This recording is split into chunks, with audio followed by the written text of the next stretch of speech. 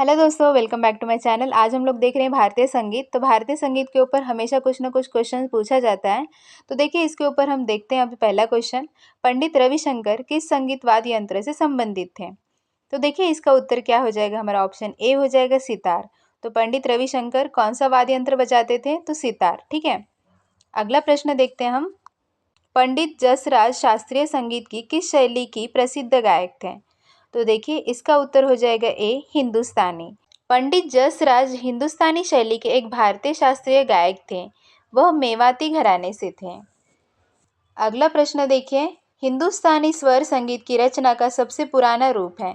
कौन सा पुराना रूप है? उसका उत्तर हो जाएगा सी ध्रुपद। तो ध्रुपद स्वर संगीत जो है सबसे पुराना रूप है। भारत के सर्वोच्च नागरिक सम्मान भारत रत्न से सम्मानित होने वाले पहले संगीतकार कौन थे? उत्तर होगा हमारा बी एम.एस. सुब्बुलक्ष्मी। तो देखिए, एम.एस. सुब्बुलक्ष्मी जी है ना, इनको भारत रत्न सबसे पहले मिला था। यही पहले संगीतकार थी जिनको भारत रत्न सबसे पहले मिला था। पंजाबी लोक गायक गुरमीत बावा का उपनाम क्या था? उत्तर होगा हमारा सी लंबी हेक दी मलिका। तो लंबी हेक दी मलिका किसका नाम था? तो गुरमीत बावा का। ठीक है, जो कि पंजाबी लोक गायक थे।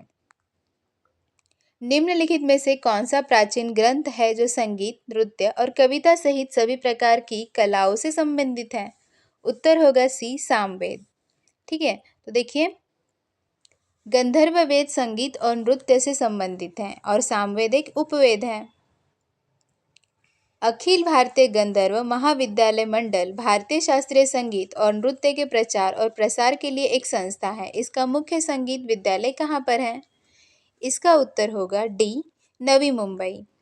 तो देखिए, इसका हम एक्सप्लेनेशन देख लेते हैं। अखिल भारतीय गंधर्व महाविद्यालय मंडल के प्रशासनीय कार्यालय मिराज, महाराष्ट्र में है। इसका मुख्यालय संगीत विद्यालय वाशी, नवी मुंबई में है। संस्था स्वर संगीत, वाद्य संगीत में प्रशिक्षण और प्रमाणन प्रदान करती है, जिसमें सितार जैसे मधुर वाद्य यंत्रों के साथ साथ तबला जैसे ताल वाद्य यंत्र भी शामिल हैं। यह संस्था ओडिसी, भरतनाट्यम और कथक जैसे विभिन्न शास्त्रीय नृत्य रूपों का प्रशिक्षण प्रदान करती है। अगला प्रश्न है हमारा, गंधर्व महाविद्यालय की स्थापना किस वर्ष हुई थी? उत्तर होगा डी 1939। तो देखिए, गंधर्व महाविद्यालय की स्थापना कब हुई थी? तो 1939 को। भारतीय शास्त्रीय संगीतकार और गायक विनय चंद्र मोदगल्य ने 1939 में दिल्ली में गंधर्व महाविद्यालय की स्थापना की। यह विद्यालय अखिल भारतीय गंधर्व महाविद्यालय मंडल द्वारा निर्धारित पाठ्यक्रम का पालन करता है। संयुक्त राष्ट्र महासभा में प्रदर्शन करने वाले पहले भारतीय संगीतकार कौन थे? उत्तर होगा बी एम.एस. सुब्बुलक्ष्मी। तो देखिए, एम.एस. सुब्बुलक्ष्मी संयुक्त राष्ट्र महासभा में प्रदर्शन करने वाली पहली भारतीय संगीतकार थी। देखिए, इसका हम एक्सप्लेनेशन देखते हैं। कर्नाटक गायिका एम.एस. सुब्बुलक्ष्मी संयुक्त राष्ट्र महासभा में प्रस्तुति देने वाली पहली भारतीय थी। उन्होंने 1966 में वहां प्रदर्शन किया था। तो देखिए, आपसे ये भी पूछा जा सकता है वो कहाँ की गायिका थी? तो कर्नाटक की थी। ठीक है,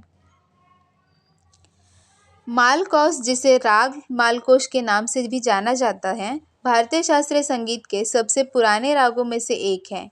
हिंदू किंवदंती के अनुसार यह किसके द्वारा बनाया गया माना जाता है? उत्तर होगा ए देवी पार्वती। तो देखिए, हिंदू मान्यता के अनुसार माना जाता है कि इस राग की रचना देवी पार्वती ने भगवान शिव को शांत करने के लिए की थी, जब वह सती के बलिदान को क्रोध में तांडव के बाद शांत होने से इनकार कर दिया था। राग मालकोश भारतीय शास्त्रीय संगीत के सबसे पुराने रागों में से एक है। कर्नाटक संगीत में राग मालकोश के समकक्ष राग को हिंडोलम कहा जाता है। महती, लवंगी, गणपति कर्नाटक संगीत के राग किसके द्वारा रचित है? उत्तर होगा बी एम बालमुरली कृष्ण। ठीक है, तो महती, लवंगी, गणपति ये जो है कर्नाटक संगीत के राग किसके द्वारा रचित है? तो एम बालमुरली कृष्ण। निम्नलिखित में से किस संगीतकार ने अमृतवर्षिणी राग की रचना की, जिसके गायन से वर्षा होती है? उत्तर होगा ए मुधुस्वामी दीक्षितार। तो देखिए, इसका एक्सप्लेनेशन हम देखते हैं। अमृतवर्षिणी कर्नाटक संगीत का एक राग है जो कि 19वीं सदी की शुरुआत में मुथुस्वामी दीक्षितार द्वारा बनाया गया था। ऐसी मान्यता है कि अमृतवर्षिणी से बारिश होती है और कर्नाटक संगीतकार मुथुस्वामी दीक्षित ने अपनी रचना आनंदामृतवर्षिणी अमृतवर्षिणी इस राग में गाकर भारत के तमिलनाडु के शहर इट्टायपुरम में बारिश कराई थी। मुथुस्वामी दीक्षितार एक दक्षिण भारतीय कवि, गायक और वीणा वादक और भारतीय शास्त्रीय संगीत के संगीतकार थे, जिन्हें कर्नाटक संगीत की संगीतमय त्रिमूर्ति में से एक माना जाता है। निम्नलिखित में से किस कर्नाटक संगीतकार को गुरु गुहा के नाम से जाना जाता था? उत्तर होगा बी, मुथुस्वामी दीक्षितार। तो देखिए हम इसका एक्सप्लेनेशन देखते हैं। देखिए, दक्षिण भारतीय कवि, गायक और वीणा वादक और भारतीय शास्त्रीय संगीत के संगीतकार मुथुस्वामी दीक्षित को गुरु गुहा के नाम से जाना जाता था, जो उनकी मुद्रा भी थी और उनके प्रत्येक गीत में पाई जा सकती है। निम्नलिखित में से कौन सा राग संगीत सम्राट तानसेन द्वारा नहीं बनाया गया था? उत्तर होगा ए, भीमसेन। तो देखिए यहाँ पर हम एक्सप्लेनेशन देखते हैं। संगीतकार महेश महादेव ने कर्नाटक संगीत और हिंदुस्तानी संगीत में इस राग की रचना की और इसका नाम भारत रत्न पंडित भीमसेन जोशी भीम या तानसेन के नाम पर रखा गया। उन्होंने 2 हिंदुस्तानी बंदिशों की रचना करके इस राग को भारतीय शास्त्रीय संगीत से परिचित कराया। उस्ताद अमजद अली खान किस संगीत वाद्य यंत्र को बजाने के लिए जाने जाते हैं? उत्तर होगा बी, सरोद।